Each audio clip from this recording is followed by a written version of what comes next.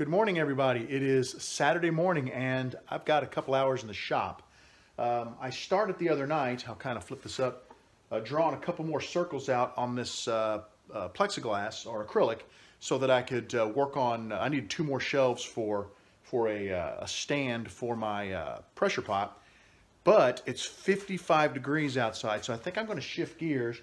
I'm going to sand these tubes up and get these tubes painted so that those can have time to dry. And I'm hoping I can get at least one of them ready for tomorrow when Michael's here, in case we do have an opportunity to cast. I know he'll be all for it, if we have that opportunity. So I'm going to see what I can do on that, but I'll keep you guys posted. Hello, everybody. I'm just kind of sitting down right now. I'm wore out. I tell you what, I don't know why. It's been a rough week, but let me show you what I've been working on and what I've got done so far. I got all of my tubes painted for the Route 66 bottle caps. You'll notice there are 2 lime green ones. One of those is my test cap, or my test blank. Over here, I've got the caps. I showed you these the other day where I cut the skirts off of them and flattened them out. And today I went ahead and bent them. What I do is these are 27/64" tubes. I grab a punch that is one size smaller and I bend those to fit the punch so that they fit tightly onto the tubes. When this paint is completely dry and not tacky anymore, I'll go ahead and glue those onto the tubes and we'll be ready to cast the test one as soon as the opportunity arises. Over here on the table saw, I've got this is the bottom. I'm going to make 2 racks for my casting pot. One of them will be a rack of shelves. There'll be 2 shelves and a top to deflect the air.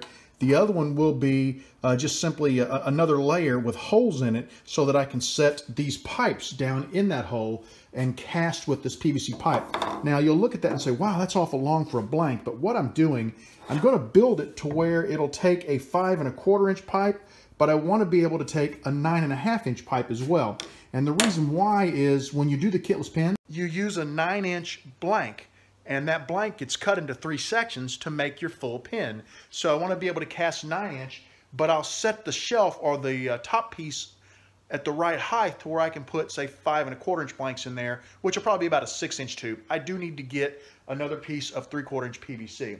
I'll show you one more thing. If I put a flat bottom in my casting pot, I couldn't just run the all thread through the center here and put a bolt on it. It would have not set level on the bottom of the pot. So what I'm going to do is countersink the nut, lock washer, and bolt, or So what I'm going to do is countersink the lock washer, washer, and nut on the back side of this. The all thread will come through here, and then the next shelf will be, above it and above it, so on. That little donut that I made on the lathe is just to allow me, like I said, this is the bottom. This will set like this, and it allows me to countersink everything so that it, it's not in the way and it still sits flat in the pot.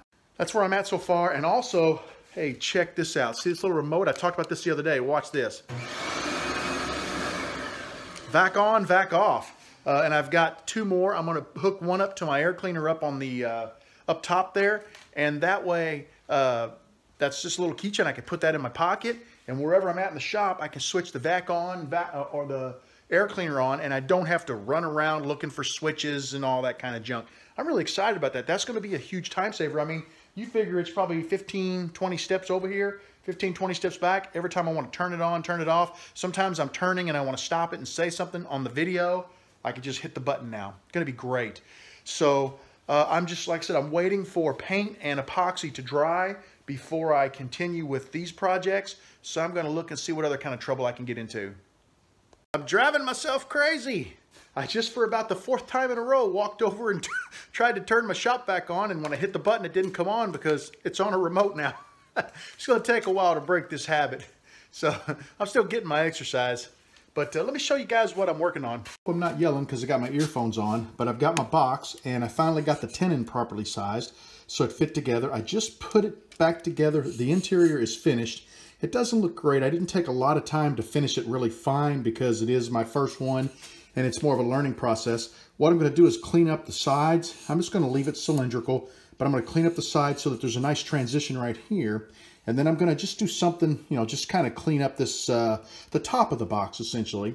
And once I do, I'll part off and clean up the bottom. So it's coming together. I mean, like I said, it's my first one. I don't want it to be perfect. I want to learn as much as possible, but I'm pretty excited about it. I'll show you more when I get it done.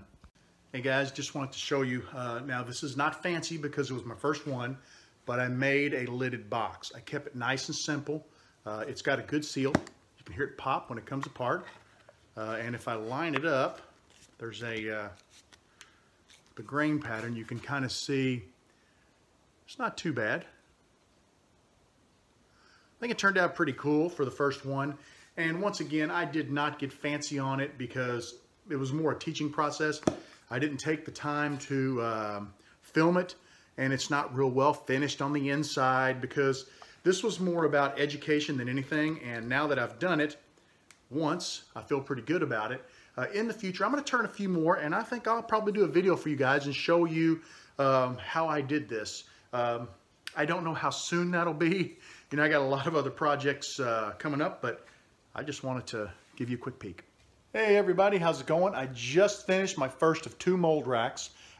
This one is for the molds, the little resin molds that you tube in cast with.